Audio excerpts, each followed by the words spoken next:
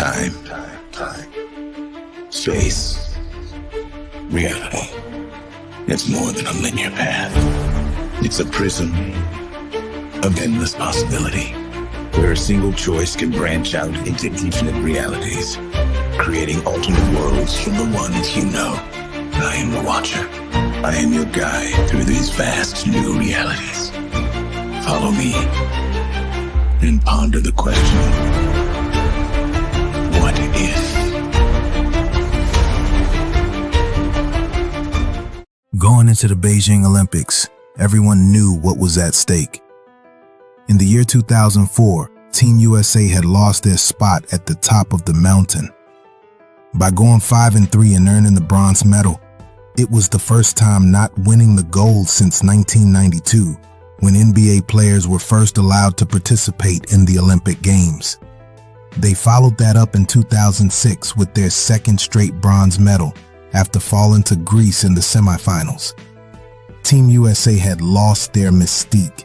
They were no longer the feared powerhouse. Other teams like Argentina, Germany, and Spain featured NBA players as well.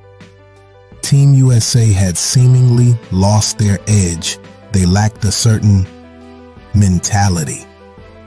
Going into the 2007 FIBA World Championships, Team USA leadership knew they needed a new identity, and they knew just where to find it.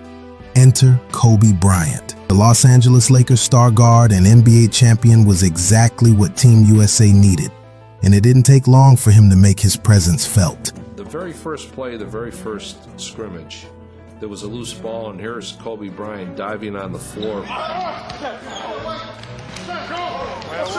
That set the tone. Stay over there. He showed a selflessness right away in telling us, look, I want to play defense. Oh, come on, Cole. I want to guard the best offensive player every time. Ball, look at the ball. With the addition of Kobe Bryant, combined with the talent of LeBron James, Team USA took gold at the FIBA by force. Dominating each and every opponent by an average margin of 40 points a night, Team USA not only captured gold at FIBA America, but they sent a strong message to the rest of the world that they were coming for redemption. The following summer in Beijing, Team USA continued their dominance. The team was comprised of superstars and specialists, all willing to sacrifice for one another in order to achieve the ultimate goal. Michael Redd, Tayshaun Prince, Carlos Boozer, Chris Bosh, Deron Williams, Chris Paul, Jason Kidd, Carmelo Anthony, Dwight Howard, Dwayne Wade, LeBron James, and Kobe Bryant. Coach K was masterful in getting all of these stars on the same page moving as one. But the leadership of LeBron and Kobe made his job easier. Team USA would dominate the Olympic field with great ease. 30-point wins, 40-point wins, 50-point wins. It seemed like the redeemed team would cakewalk its way to the gold. Before they ran into a Spain team looking to avenge their previous 119-82 loss to Team USA in pool play, it seemed like Team USA would falter once again. Both Kobe and LeBron went to the bench early on, having 2 fouls apiece, but Team USA rallied around the play of Dwayne Wade to stay in the game. In its latter stages, it was a tight back-and-forth battle, but in the biggest moment, on the biggest stage, Kobe would silence Spain for good. To Bryant, back up top to Wade, on a penetration, kicks it back out to Bryant. Bryant puts up the three, it's good. Kobe Bryant from downtown, and the foul. After capturing gold in Beijing, it seemed like each player was poised to have a great campaign for their individual teams in the upcoming 2008-2009 season. But the conversation surrounding LeBron and Kobe was about the possibility of their greatness being on full display.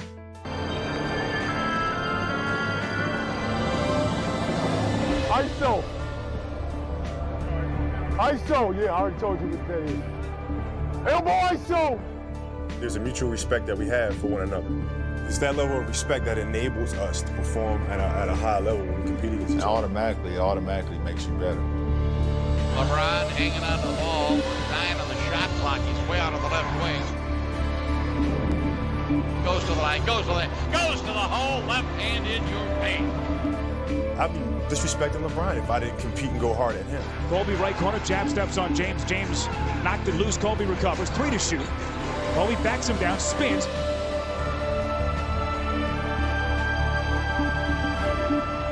At 16 years old, LeBron James was labeled a phenom and would quickly be relabeled a freak of nature once he arrived in the league.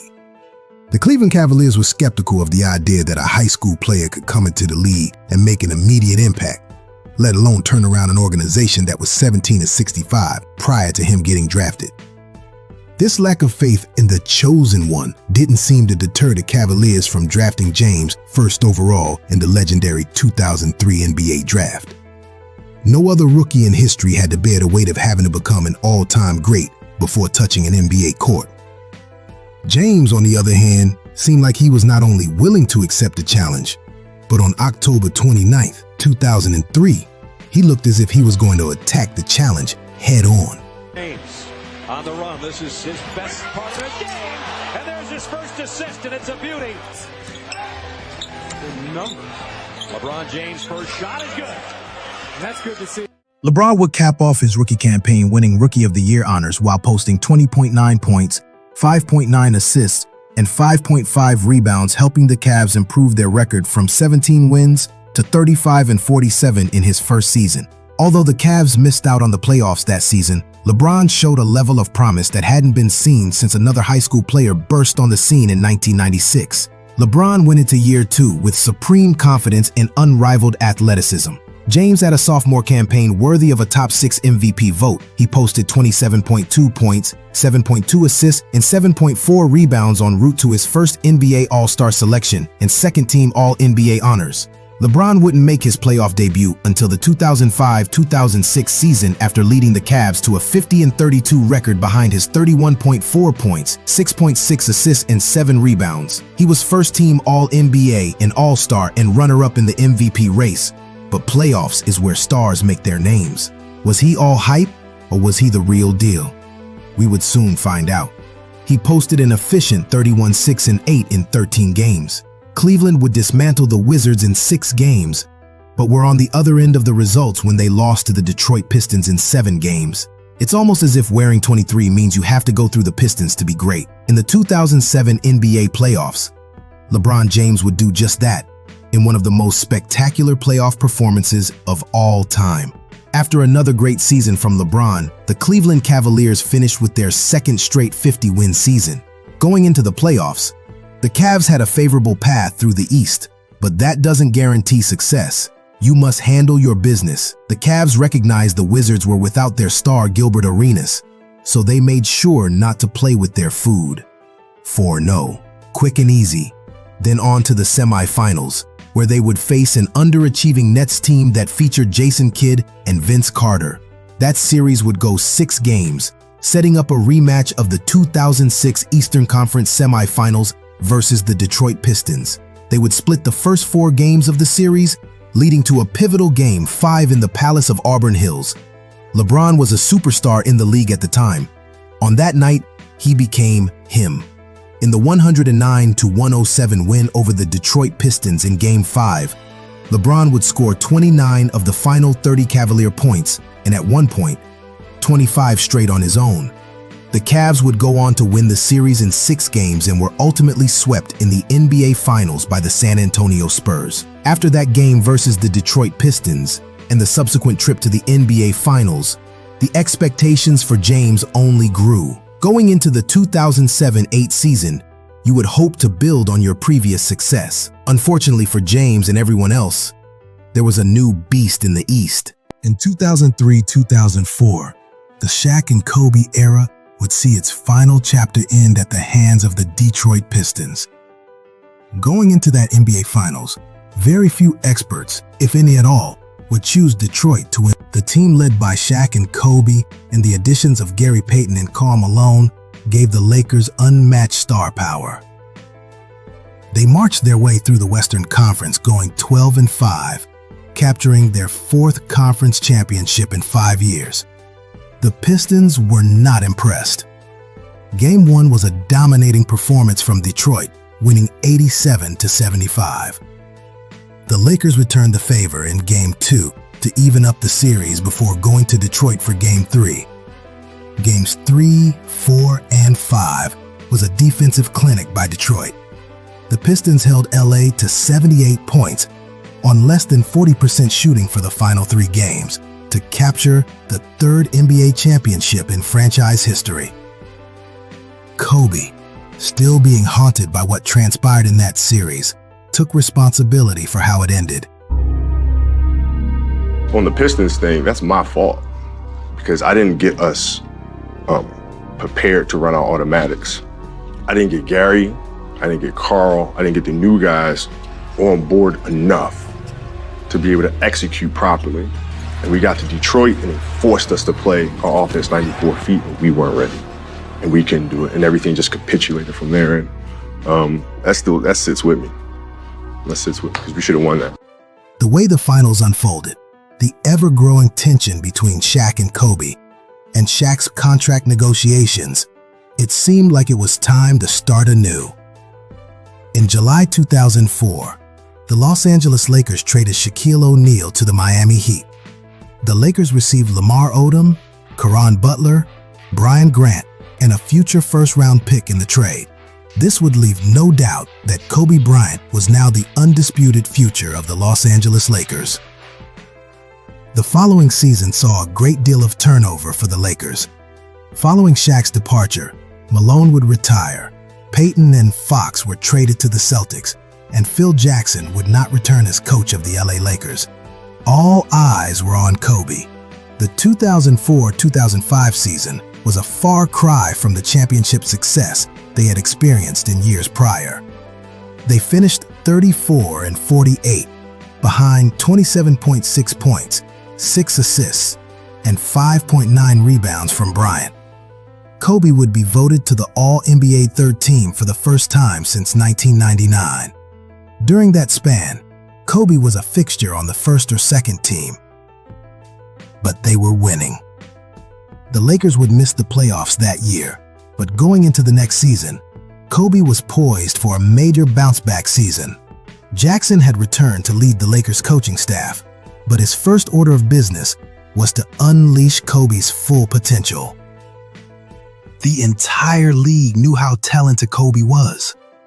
But the version of Kobe that would torch the NBA that 2005-06 season was someone they had only been seeing glimpses of during the Shaq era. That year, they would see that version of Kobe for 80 games. He would average 35.4 points, 4.5 assists, and 5.3 rebounds on 45, 35, 85 splits.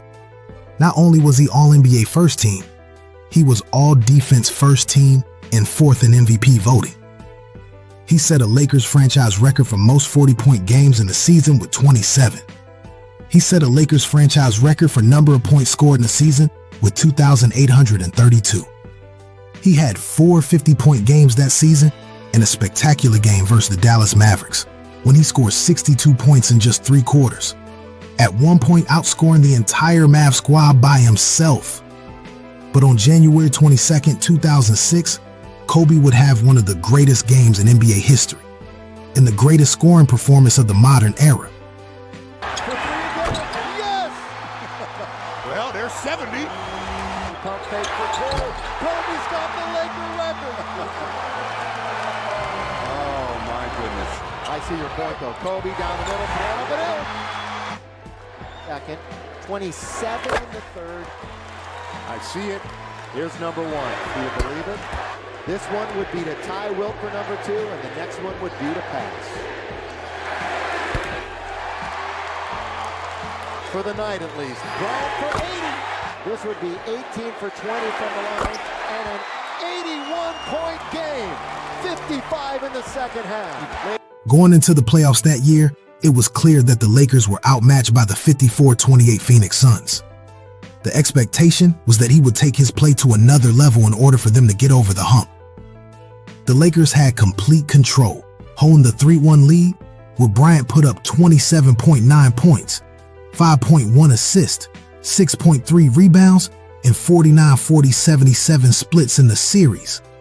But the Suns were unwilling to bow out gracefully and took games 5 and 6 to force a game 7. In Game 7 against the Suns, Kobe had a passive second half, taking only 3 shots. This was in stark contrast to his usual aggressive scoring and led to the Lakers' collapse in a 31-point loss.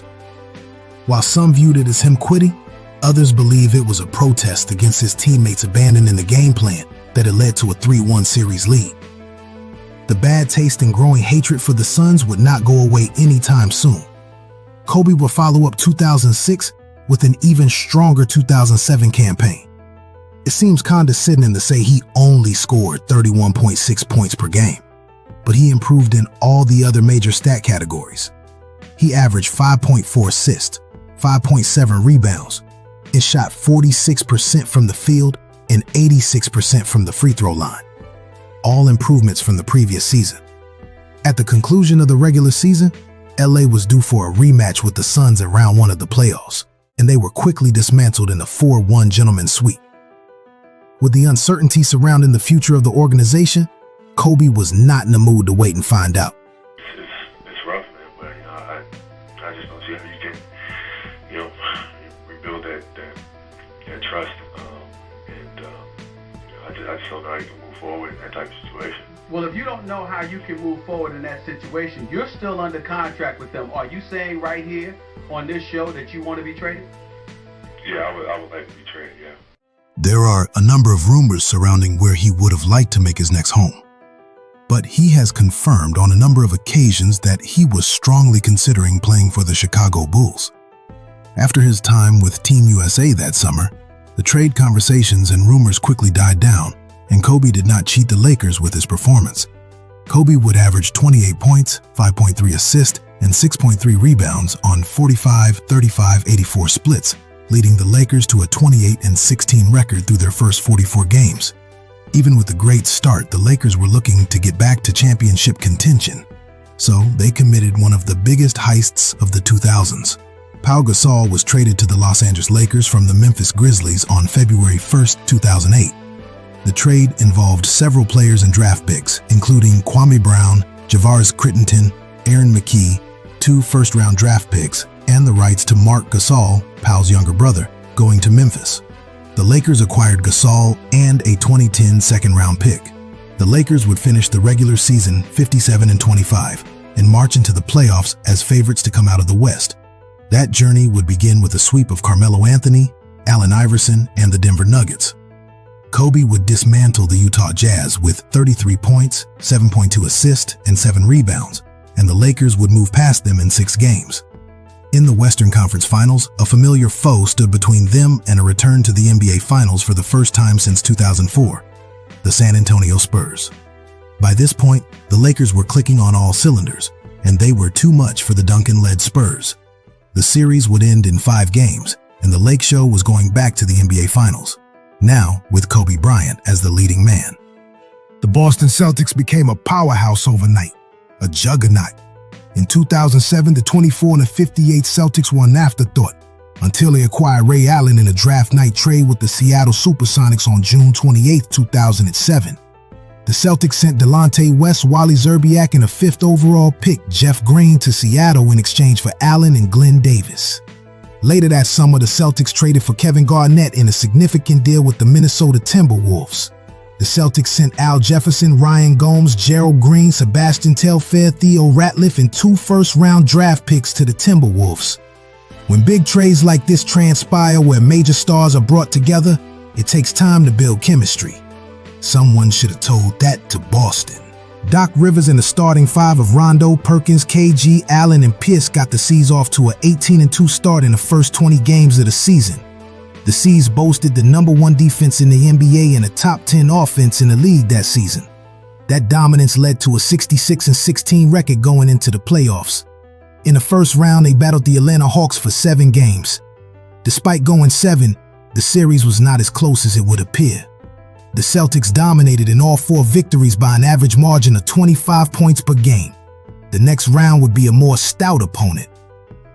LeBron and the Cavs were coming off an NBA Finals appearance in 2007, and in order to get back, they had to go through the toughest challenge of LeBron's young career. Whenever the Celtics seemed like they had control of the series, LeBron and the Cavs would respond. After going down 2-0, the Cavs would go home and even the series up at 2 games apiece.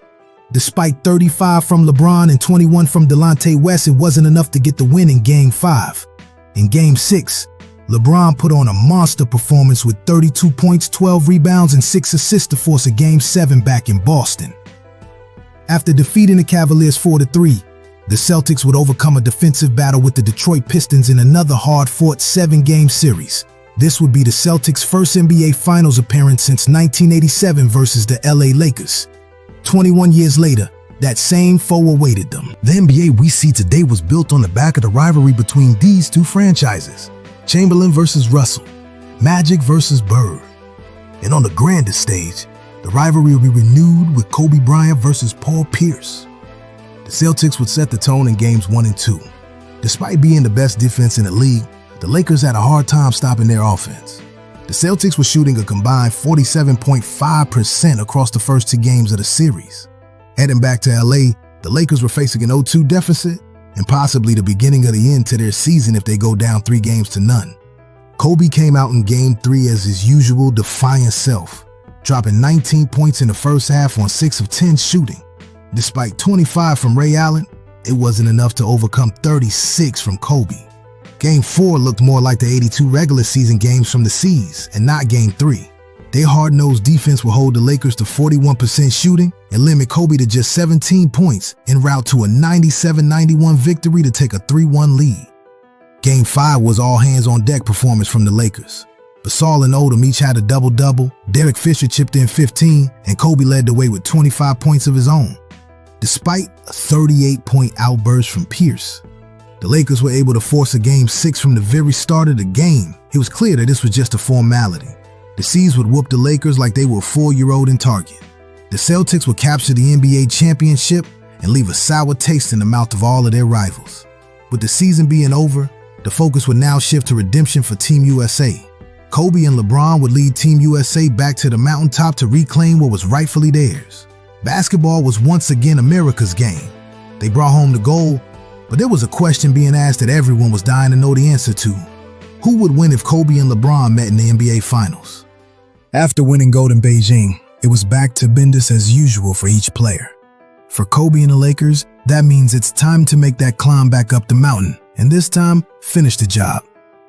The reigning MVP put up 27-5-5 and was runner-up in MVP, first-team All-NBA, and first-team All-Defense. The Lakers were 3rd in offense and 6th in defense that season, leading to a record of 65 wins and 17 losses. They held the #1 seed going into the playoffs versus a very tough Western Conference that features 6 teams with 50 or more wins. The playoffs will begin versus the Utah Jazz. Aside from a 23-point-22 rebound outburst from fellow Olympian Carlos Boozer, the series was pretty easy. 4-1 gentleman sweep. The conference semifinals was a much tougher opponent in the Houston Rockets, even without Tracy McGrady. The toughness of the Rockets and a stout defensive attack led by Ron Artest and Shane Battier made this a hotly contested 7-game series. Each game was a double-digit win, a checkers match of sorts. Chess is a metaphor you'd use to describe a battle of strategy. This was a battle of physicality and will, and by the end, the Lakers were the tougher team, winning the series 4-3. Something you wouldn't have said about them the previous season. In the conference finals, it was a highly competitive matchup, where Carmelo Anthony would face off against Kobe in somewhat of a big brother-little brother contest. Melo wanting to go at his Olympic teammate every chance he got, and Kobe willing to do the same made this matchup special. Kobe and Melo would trade 30 and 40-point games throughout the series, with Kobe averaging 34 and Melo averaging 27.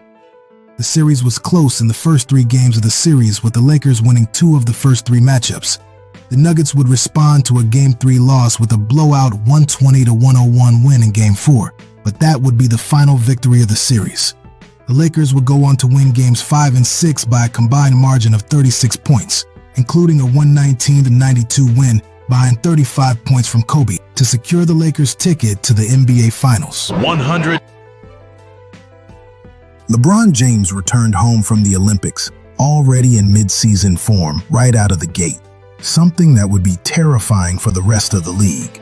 The Cavs were going to follow the lead of their star player in what would turn into the most wins in franchise history. Behind a historic season from LeBron, the Cavs would win 66 games and only suffer 16 losses. They were fourth in offense and third in defense that season, after being projected to only win 47 games. LeBron was as dominant as he'd ever been.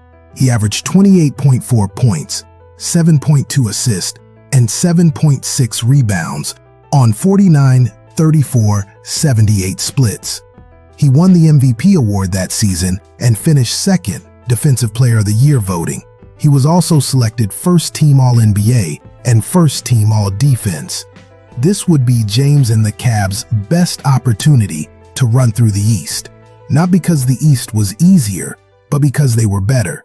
Going into their playoff matchup with the Iverson-led Detroit Pistons, it was very clear that LeBron was on a mission to dominate each and every matchup. They would sweep the Pistons behind 32 points, 11.3 rebounds, and 7.5 assists from LeBron. More of the same lied ahead in the conference semifinals versus the Atlanta Hawks. Coming off of a 7-game slugfest with the Heat, Atlanta would get blitzed in Game 1 versus the well-rested Cavs, losing by 27 points, and James providing the Cavs with 34 points and 10 boards in the performance. After a 20-point loss in Game 2, the Hawks were probably relieved to be heading home for Game 3, but James would make himself right at home, scoring 47 points in absolutely dominant fashion. Ultimately, the Cavs would sweep the Hawks as well, setting up a conference finals duel between the two most physically dominant players in the NBA. In the original timeline, the Orlando Magic had their way with the Cavaliers. Their strategy on defense was to simply let James be as great as he wants to be, stay home on shooters, and let Dwight Howard be the Defensive Player of the Year that he was. The Cavs made very few adjustments, if any at all. One of the glaring mistakes was isolating James so heavily, because it allowed the Magic to rest defensively, and a 4-out-1-in powerhouse like the Magic would make you pay the price with great shot making, and having an inside force like Howard gives you the ultimate confidence to let it fly. The Magic would win the series despite LeBron putting up 38.5 points, 8.3 rebounds, and 8 assists. In order to predict what an NBA Finals between these two legends would look like, we need to analyze their stacks and team performance versus one another that season. The LA Lakers would match up with the Cavaliers twice that season, with the Lakers sweeping the season series. On January 19, 2009, the Lakers hosted the Cavs in the Staples Center. It was a back-and-forth affair in the first half as the two heavyweights tried to feel each other out. Kobe played the role of facilitator as Gasol and Bynum established their presence in the post. LeBron led the Cavs with 10 points as they took a 1-point lead into halftime. In the third quarter, the Lakers would dominate the paint as they were also able to hold the Cavs to 39% shooting in the quarter. The lead only grew in the fourth quarter as Kobe and Trevor Ariza combined for 19 points to combat one final surge from LeBron. The Lakers went on to win 105-88. On February 8, 2009, the Cavs played host for the final encounter between the two teams. The Cavs once again get off to a hot start, relying on Mo Williams and Big Z in the first half to provide the spark with a combined 31 between the two. LeBron wasn't ultra-aggressive, but reminiscent of Bryant's game in January. LeBron played facilitator for the guys that had it rolling early. The Lakers responded with Bryant, Odom, and Gasol all shooting above 50% and in double figures in the first half. The Cavs went into halftime with a 10-point lead that would evaporate quickly behind a 31-16 third quarter from the Lakers. The Cavs shot 32% in the quarter, with LeBron going 0 for 4 in that stanza. James would begin to force the issue, but to no avail as he went 2 for 9 in the fourth quarter. Bryant and Gasol were relatively passive in the second half. Lamar Odom was so dominant there was no need for any heroics from the Lakers' two All-Stars. In the third alone, Odom put up 15 points, 10 rebounds, and shot 7 for 8 from the field. The Lakers would complete the sweep, winning the game 101-91. It is important to notice that the two star players were not particularly explosive in these two games. Both coaching staffs were dead set on limiting the impact of the two stars and relied on others to get hot. The Cavs typically had great starts to games, but unfortunately for them, the Lakers would get hot in winning time. LeBron and Kobe had explosive performances versus one another throughout their career matchups, but this particular season saw a change in philosophy between the two players. Win the game and you will win the matchup. While the Lakers faced the #1 ranked defense in Orlando, the 4th ranked defense in Houston, the 8th ranked defense in Denver, and the 10th ranked defense in Utah, the Cavaliers didn't face the same level of competition outside of their matchup with the Orlando Magic. The Lakers would benefit from this road to the finals in preparation for their matchup with the Cavs. The Lakers matched up well with two big lineups because of the Saul and Bynum, but Odom was the ultimate X factor. At 6'11" tall, Odom's ability to rebound as well as any big, handle and initiate offense like a guard, and score as well as any six-man in the NBA made him a matchup nightmare. The Cavs' strength was their ability to have 3 ball handlers on the court at the same time. Mo Williams, Delonte West, and LeBron could handle, and if they wanted to play LeBron at the 4, they could space the floor with another 40% three-point shooter in Booby Gibson. This would allow the Cavs to match up with the Lakers if they played Odom at the 4, which they often did. The Cavs played a very good series versus the Magic. They just couldn't close out games. One thing that led to their success versus Orlando was allowing LeBron to isolate and take advantage of matchups. He would have the physical advantage versus any matchup, leading to a playoff best 35 points per game. But one could argue that this was also a disadvantage if they were to face the Lakers. Allowing such a dynamic and potent offense rest defensively could be counterproductive when facing a top 6 offense in every major category, such as field goal percentage, three-point percentage, two-point percentage, points per game, and offensive rating. One of two versions of Kobe could rear its head: the 2002 NBA Finals version of Kobe or the 2004 NBA Finals version of Kobe. In 2002, Kobe was able to dominate his matchup, was efficient with his opportunities, and shot lights out from deep. Versus the Pistons in 2004, it is widely recognized that Kobe forced the issue and would often get away from the team's offensive game plan. If Kobe is able to take advantage of his matchup versus the smaller guards of the Cavs and be efficient and allow the offense to be played to their advantage inside, the Lakers will have success. If LeBron was to spend late fourth quarters guarding Kobe, Kobe's ego could take over the game and his competitive drive to attack another great player could play into the Cavs' favor. The same could be said for a LeBron James, who would find himself in a similar scenario as Melo did in the Western Conference Finals. But who would win the NBA Finals if the Lakers were to face the Cavs on the grandest stage? The LA Lakers would defeat the Cleveland Cavaliers in 6 games. Comparing playoff numbers side by side, it would be easy to see that the Lakers were superior in every statistic across the board and was equally as dominant defensively. I could mention the fact that the Lakers actually did win the NBA championship and Kobe was actually the NBA Finals MVP, but that's just lazy. The Lakers would win in 6 games by playing to their advantage inside. Gasol, Bynum, and Odom would dominate the boards, scoring in the paint, and their passing ability, big to big, was one of the most underrated parts of their offense. LeBron would win his matchup with Trevor Ariza and could possibly post a triple-double or close to it. The Lakers would win both games at home, with Game 1 victory coming by a possession and Game 2 by double digits. LeBron would dominate Game 3 from start to finish, and Varejao and Booby Gibson feeding off the energy from an explosive crowd in the queue. The Lakers would more than likely suffer a 20-plus point loss in Game 3. Game 4, we would see a dominant Mamba right out of the gate. It would be a steady diet of quick decisions and one-dribble pull-ups. The Lakers would feed off of this mentality, and they would hunt the Cavaliers defensively and make them uncomfortable the entire game. The Lakers wouldn't blow the Cavs out, but they would win by a comfortable 10-point margin in Game 4. The Cavaliers would win a close Game 5 in what would be an epic duel between Kobe and LeBron. Both players going north of 35. The Lakers were down by 1 with 11 seconds left. They entered the ball into Derek Fisher, and he would swing the ball to Kobe at the top of the key. LeBron would press up and force Kobe to put the ball on the floor, and Mo Williams would leave Fisher to double Kobe. As so many times throughout the course of their time together on the Lakers, Kobe trusted Fisher to take the final shot. This time he would not come through. Going back to LA for Game 6, the Lakers had a supreme focus that did not bleed into overconfidence. They were ready. The Lakers and Cavs played nearly even in the first half, but with the game tied with 30 seconds left in the second quarter, LeBron would go on a 5-0 run to put the Cavs up 5 at the half. Much like their regular season battles that season, the third quarter belonged to the Lakers. LA would come out of the half and go on a 13-2 run to go up 6. From there, it was all Kobe and Gasol. They would go on to combine for 25 of the Lakers' 34 points in the third quarter, and Odom and Gasol would dominate the glass in the second half. LeBron was unable to keep the Cavs afloat. His 29 points would not be enough.